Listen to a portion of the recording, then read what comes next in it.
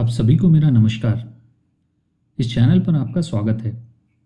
Lockdown के दौरान बहुत सारी कहानियां पढ़ते हुए हमें ये लगा कि क्यों ना ये कहानियां आप सभी के साथ भी साझा की जाएं और आप भी इन कहानियों का आनंद ले सकें। इस चैनल के माध्यम से हमारी कोशिश है कि कुछ उम्दा कहानियां आप तक पहुंचा पाएं, न सिर्फ भारतीय लेखकों की बल्कि विश्व के अन्य प्रसिद्ध लेखकों की भी। आशा है कि आपको ये कहानियां पसंद आएंगी और आप कहानियों में रुचि रखने वाले अपने दोस्तों, परिवारजनों, सहकर्मियों के साथ भी ये साझा करेंगे। आने वाले वक्त में हमारी कोशिश ये होगी कि इस चैनल के माध्यम से हम कहानियों के अलावा अन्य रुचिकर और रचनात्मक गतिविधियां भी आपके साथ साझा करें। हमें प्रत्येक कहानी और गतिविधि पर आपके सुझावों का इंतज़ार भी रहेगा, जिससे हर अगले प्रयास में हम और बेहतर कर पाएं। और हाँ, हर कहानी के बाद कहानी से उठते हुए कुछ प्रश्न भी रखने का प्रयास किया गया है। तो चलिए सुनते हैं आज की कहानी, पुलिस और प्रार्थना। ये कहानी अमेरिका के एक लोकप्रिय लेखक ओ हेनरी के द्वारा लिखी गई है। इस कहानी का अंग्रेजी में मूल शीर्षक है the cop and the anthem. तो आइए शुरू करते हैं कहानी, पुलिस और प्रार्थना। मेडिसन चौक की एक बेंच पर सोपी बेचैनी से करवटें बदल रहा था। जब जंगली बतखें रात में भी जोर जोर से चीखने लगें, जब सील के चमड़े के ओवरकोट के अभाव में स्त्रियां अपने पतियों से अधिक सटकर बैठने लगें, और जब बाग में पड़ी हुई बेंच पर सोपी बेचैनी से करवटें बदलने लगे, तब आप कह सकते हैं कि सर्दी का आगमन होने ही वाला है। सोपी की गोद में एक सूखा हुआ पत्ता आकर गिरा। यह पाला पड़ने की पूर्व सूचना थी। मेडिसन चौक के निवासियों के प्रति पाला महाशय बहुत ही उदार हैं और अपने वार्षिक आगमन की पूर्व सूचना उन्हें भेज ही देते हैं। हर चौराहे पर पाला महाशय उत्तरी पवन को, जो फुटपाथ के निवासियों के लिए चपरासी का काम करता है, अपना विजिटिंग कार्ड सूखे पत्तों के रूप में दे देते हैं ताकि वे उनके स्वागत को तैयार रहें। सोपी के मस्तिष्क ने इस तथ्य को स्वीकार कर लिया कि अब उसे आने वाली कठिनाइयों का सामना करने के लिए कमर कसनी पड़ेगी, और आज इसी कारण वह बेंच पर बेचैनी से करवटें बदल रहा था। शीत से बचने के लिए सोपी के दिमाग में कोई ऊंची कल्पनाएं नहीं थीं। भूमध्य सागर के किनारे या विसुवियस की खाड़ी के मादक आसमान के नीचे उद्देश्यहीन घूमने की उसकी कोई महत्वाकांक्षा नहीं थी। उसकी आत्मा तो सिर्फ यह चाहती थी कि 3 महीने जेल में कट जाएं।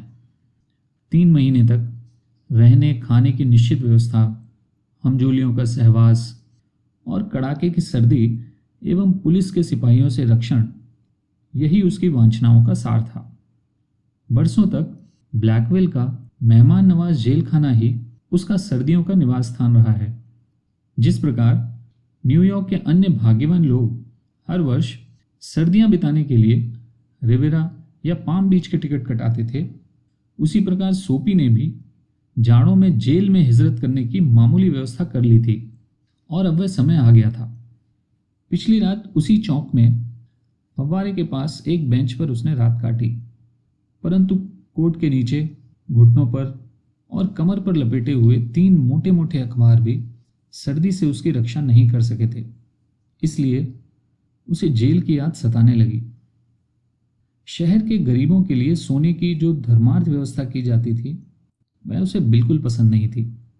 सोपी की राय में परोपकार से कानून कहीं अधिक दयालु था। शहर में नगर पालिका की ओर से कई सदाव्रत और संस्थाएं चलती थीं, जहां उसके खाने और सोने की सामान्य व्यवस्था हो सकती थी, परंतु सोपी जैसी स्वाभिमानी आत्माओं को दान की यह भिक्षा असहनीय बोझ लगती थी। दान के हाथों प्राप्त की गई किसी भी सहायता का मूल्य आपको रुपयों से नहीं तो मान भंग से तो चुकाना ही पड़ता है। जिस प्रकार सीजर के साथ ब्रूटस था, उसी प्रकार धर्मशाला की हर चारपाई के साथ, स्नान करने की सजा और सदाव्रत की रोटी के हर टुकड़े के साथ अपने व्यक्तिगत जीवन की छानबीन का दंड आवश्यक रूप से जुड़ा रहता है। इसलिए कानून के मेहमान बनना ही बेहतर है, क्योंकि कानून नियमों से संचालित होने पर भी किसी शरीफ आदमी के व्यक्तिगत जीवन में दखल नहीं देता। जेल जाने का निश्चय करते ही सोपी ने तुरंत तैयारियां आरंभ कर दी। इस उद्देश्य को प्राप्त करने के अनेक आसान तरीके हैं और सबसे सुखद उपाय यह था कि किसी बढ़िया होटल में शानदार भोजन किया जाए और उसके बाद स्वयं को दिवालिया घोषित कर बिना शोरगुल हुए चुपचाप पुलिस के हाथों में पहुंचा जाए, और इसके बाद की व्यवस्था कोई समझदार मजिस्ट्रेट अपने आप ही कर देगा। सोपी बेंच से उठकर चौक के बाहर निकला और पक्की सड़कों के जाल को लांघता हुआ वहां पहुंचा जहां 5वीं सड़क ब्रॉडवे से मिलती है।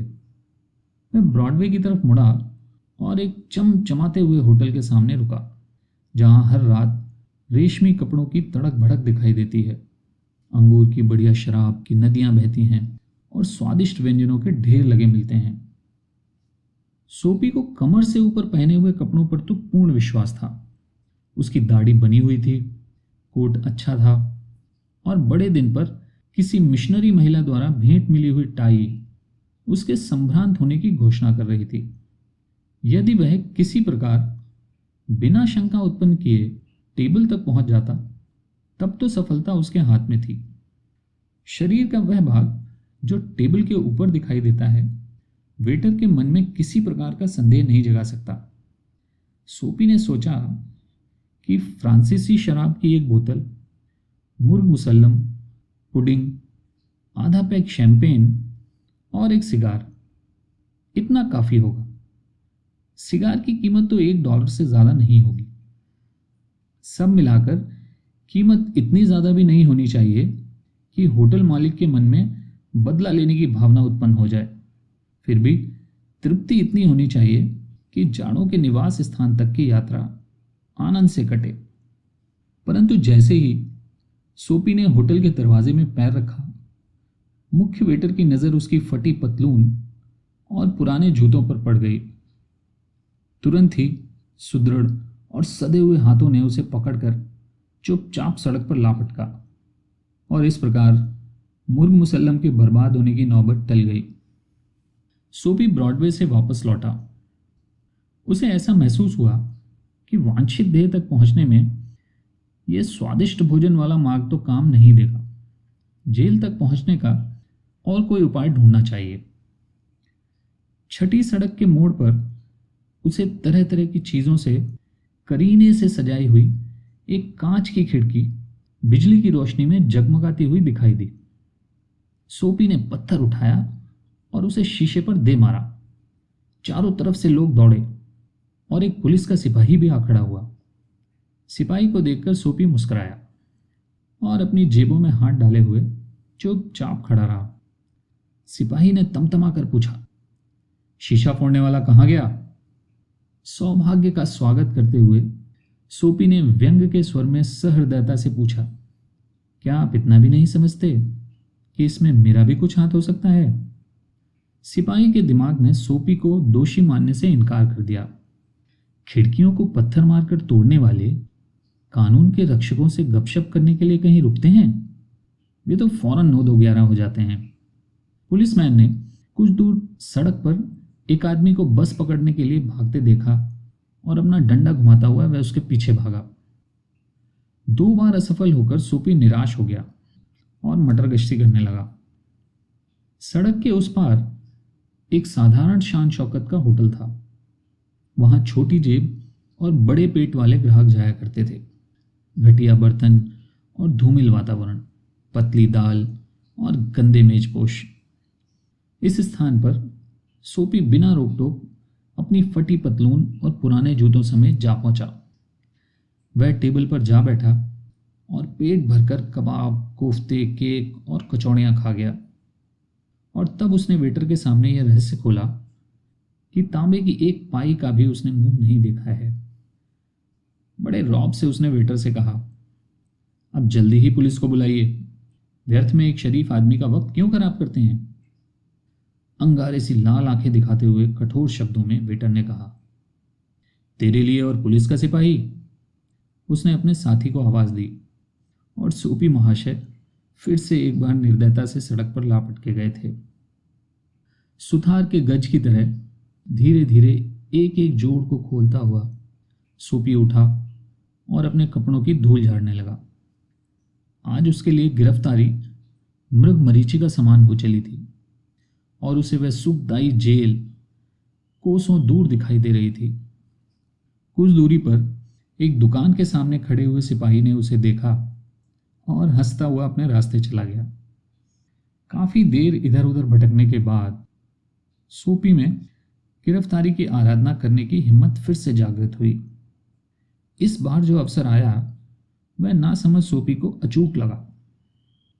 मनोहर और सुशील मुख मुद्रा वाली एक नव युवती एक दुकान की खिड़की के सामने खड़ी अंदर सजी हुई प्यालियों और दावतों को कुछ दिलचस्पी से देख रही थी और 2 गज की दूरी पर ही कठोर मुखाकृति वाला एक सिपाही नल का सहारा लिए खड़ा था। सोपी ने इस बार औरतों की छेड़छाड़ करने वाले तुच्छ गुंडे का पार्ट अदा करने की योजना बनाई। अपने शिकार की सौम्य और भोली सूरत देखकर तथा कानून के सतर्क पहरेदार को पास में खड़ा जानकर सोपी को यह सोचने का प्रोत्साहन मिला कि शीघ्र ही उसकी बाह पर सिपाही के पंजे की उस सुखदायी पकड़ का अनुभव होगा जो उसे सर्दियों भर आरामदायक जेल में पहुंचा देगी। सोपी ने मिशनरी महिला द्वारा भेंट की गई टाई को ठीक किया, सिकुड़ती हुई आस्तीनों को कोट से बाहर निकाला, टोप को तिरछी अदा से पहना और उस युवती की तरफ बढ़ा। उसने उसकी तरफ आंख से इशारा किया। उसे देखकर खांसा खकारा और चेहरे पर बनावटी हंसी लाकर बदतमीजी से घृणित गुंडों की तरह झूमने लगा। अपने आंख की कोर से तिरछी नजर डालकर उसने ये देख लिया कि पुलिस का सिपाही उसे घूर रहा है। युवती 2-4 कदम आगे पीछे हुई और फिर अधिक एकाग्रता से खिड़की में सजी हुई चीजों को देखने लगी। सोपी निर्भयता से आगे बढ़कर उसके पास जाकर खड़ा हो गया और अपना टोप सिर से उठाकर बोला, क्यों बंशी, कहीं कुछ तफरी का इरादा है? सिपाही अब भी देख रहा था। सताई हुई युवती की उंगली के एक इशारे मात्र से ही सोपी अपनी मंजिल तक पहुंच सकता था। अपनी कल्पना में वह थाने की सुखद गर्मी में पहुंच भी चुका था, परंतु युवती उसकी ओर मुंह करके खड़ी हो गई और अपना हाथ आके बढ़ाकर उसके कोट की बाह को पकड़कर खुशी से बोली, जरूर दोस्त, मैं तो बिल्कुल तैयार हूं। मैं तो खुद ही तुमसे कहने वाली थी। मगर वह सिपाही जो देख रहा था, वृक्ष से लता के समान अपनी देह से लिपटी हुई उस लड़की को लिए जब सोपी पुलिसमैन के सामने से गुजरा तो उदासी ने उसे घेर लिया। उसके भाग्य में शायद आज़ादी ही बंधी थी। अगले मोड़ पर ही वह उस लड़की से पिंड छुड़ाकर बड़ी तेजी से भागा। वहां से वह एक ऐसे मोहल्ले में पहुंचकर रुका जहां रात में झूठे वादे करने वाले बेफिक्र प्रेमी और शराब संगीत के दौर चलते हैं। फर के कोट पहने महिलाएं और बढ़िया ओवरकोट पहने पुरुष उस सुहानी हवा में टहल रहे थे। एकाएक सोपी के मन में शंका उठी कि किसी भयानक टोटके ने तो उसे गिरफ्तारी से परिमुक्त नहीं कर रखा है। इस विचार से वह कुछ घबराया, परंतु एक भव्य नाटक घर के सामने शान से टहलते हुए एक पुलिस के सिपाही को देखते ही उसके मन में शराबी का पार्ट अदा करने की योजना फिर से बिजली की तरह कौंध गई। फुटपाथ पर खड़े होकर सोपी ने अपनी कर्कश आवाज में शराबियों की तरह बकना और चिल्लाना आरंभ कर दिया। नाचकर, चीखकर, चिल्लाकर और अनेक तरीकों से उसने आसमान सिर पर उठा लिया। पर पुलिसमैन ने डंडा घुमाते हुए सोपी की तरफ पीठ कर ली और एक राहगीर से कहने लगा, येल कॉलेज का कोई लड़का है, उन्होंने हार्टफोर्ड कॉलेज को आज बुरी तरह हराया है, इसीलिए खुशियां मना रहा है। सिर्फ हल्ला मचाता है, डर की कोई बात नहीं। इन लोगों से कुछ न कहने की हमें हिदायत है। अब दुखी होकर सोपी ने इस असफल तिकड़म को भी त्याग दिया। क्या पुलिस के सिपाही उसे कभी गिरफ्तार नहीं करेंगे? उसकी कल्पना में जेल एक अप्राप्य स्वर्ग के समान लगने लगी। उसने ठंडी हवा से बचने के लिए अपने जीर्ण कोट के बटन बंद कर लिए। सिगार की एक दुकान में उसने एक संभ्रांत मनुष्य को सिगार सुलगाते हुए देखा। अंदर जाते समय उसने अपना रेशमी छाता दरवाजे के पास रख दिया था। सोपी अंदर घुसा, छाता उठाया और धीरे धीरे चहलकदमी करता हुआ आगे बढ़ गया। सिगार वाला मनुष्य जल्दी से उसके पीछे चला। वह कुछ सख्ती से बोला, मेरा छाता। चोरी पर सीना जोरी करते हुए सोपी उपहास करने लगा। क्या वाकई आपका छाता? तो फिर आप पुलिस को क्यों नहीं बुलाते? ये खूब रही, आपका छाता। जल्दी करिए साहब, पुलिस को बुलाइए, मोड़ पर ही खड़ा है।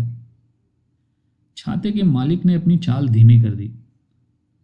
सोपी ने भी वैसा ही किया, लेकिन उसके मन में यह आशंका उठ चुकी थी कि इस बार भी लगता है कि भाग्य उसे धोखा दे जाएगा। सिपाही उन दोनों की ओर देख रहा था। छाते वाले ने कहा, आप जानते हैं ऐसी गलती हो ही जाती है। अगर यह छतरी आपकी है तो मुझे माफ करें।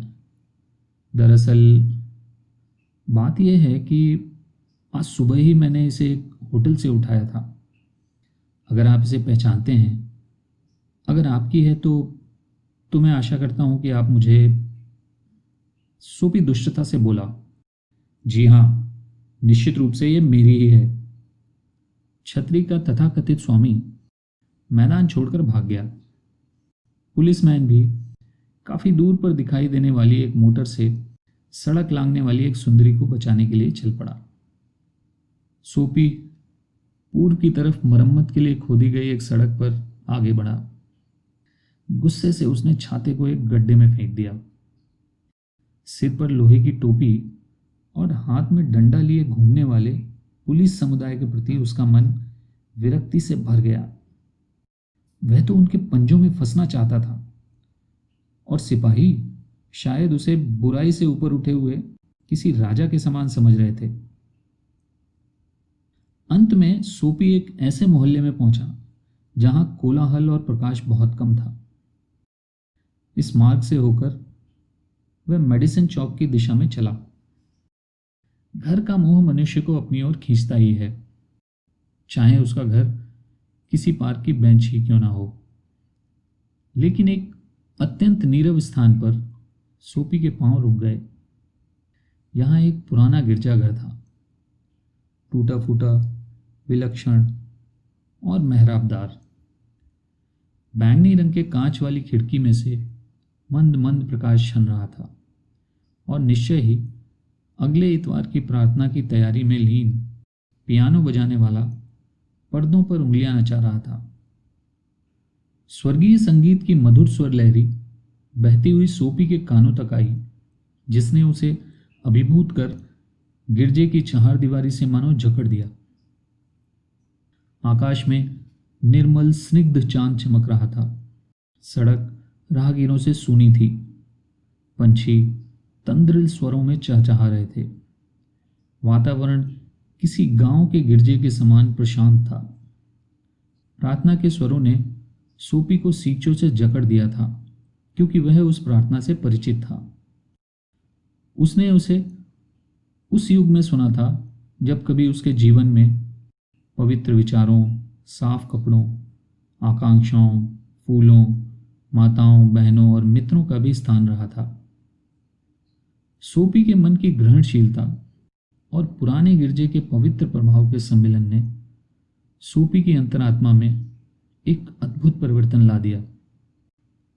आतंकित होकर उसने उस गर्त की गहराई का अनुभव किया जिसमें वह गिर चुका था। अधः पतन के दिन, घृणित आकांक्षाएं, कुचली हुई आशाएं, ध्वस्त मानस, जिन्होंने अब तक उसके अस्तित्व को बनाया था, उसके स्मृति पट पर उभर आए। और दूसरे ही क्षण उसके हृदय ने इस नए विचार से उत्साहपूर्वक समझौता कर लिया। सहसा उसके हृदय में अपने दुर्भाग्य से लड़ने की एक बलवती प्रेरणा उत्पन्न हुई। इस दलदल से अपने आप को बाहर निकालने का उसने निश्चय किया। वह फिर से अपने आप को मनुष्य बनाएगा। जिस बुराई ने उसे दबोच रखा है उसे वह जीतेगा। अब भी समय है, उसकी उम्र कुछ ज्यादा नहीं। वह अपनी पुरानी आकांक्षाओं को पुनर्जीवन देकर बिना लड़खड़ाए पूरी करेगा। पियानो के उन मधुर स्वरों ने उसकी आत्मा में एक हलचल मचा दी थी। कल सुबह ही वह शहर के दक्षिणी भाग में जाकर काम ढूंढेगा। फर के एक व्यापारी ने उसे एक बार ड्राइवर की नौकरी देनी चाहिए थी। कल ही वह उसे ढूंढकर नौकरी ले लेगा। वह दुनिया में कुछ बनेगा। सोपी ने अपनी बांह पर किसी पकड़ का अनुभव किया। तेजी से घूमते ही उसे एक सिपाही का कठोर चेहरा दिखाई दिया। सिपाही ने पूछा, यहां क्या कर रहे हो? सोपी ने कहा, जी जी कुछ नहीं। सिपाही बोला, कुछ नहीं? तो मेरे साथ चलो। दूसरे दिन सवेरे पुलिस कोर्ट के मजिस्ट्रेट साहब ने फरमाया, 3 महीने की सख्त कैद। तो ये थी कहानी पुलिस और प्रार्थना। उम्मीद है आपको ये कहानी पसंद आई होगी। अपने विचार हमसे जरूर साझा करें।